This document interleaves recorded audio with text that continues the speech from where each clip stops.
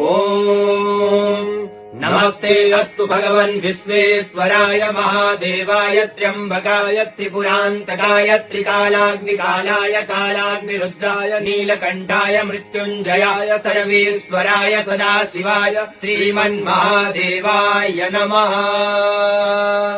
ॐ नमस्ते अस्तु भगवन् विश्वेश्वराय महादेवाय त्र्यम्बकाय त्रिपुरान्तकाय त्रिकालाग्निकालाय कालाग्निरुद्राय नीलकण्ठाय मृत्युञ्जयाय सर्वेश्वराय सदाशिवाय श्रीमन्महादेवाय नमः।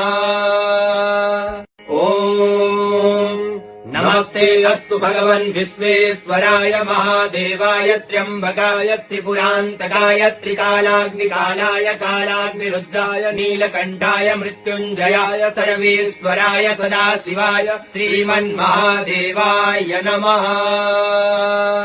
ॐ नमस्ते अस्तु भगवन् विश्वेश्वराय महादेवाय त्र्यम्बकाय त्रिपुरान्तकाय त्रिकालाग्निकालाय कालाग्निरुद्राय नीलकण्ठाय मृत्युञ्जयाय सर्वेश्वराय सदाशिवाय श्रीमन्महादेवाय नमः।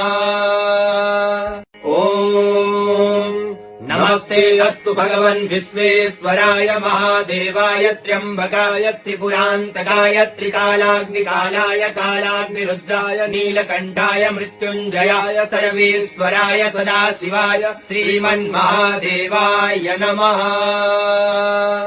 ॐ नमस्ते अस्तु भगवन् विश्वेश्वराय महादेवाय त्र्यम्बकाय त्रिपुरान्तकाय त्रिकालाग्निकालाय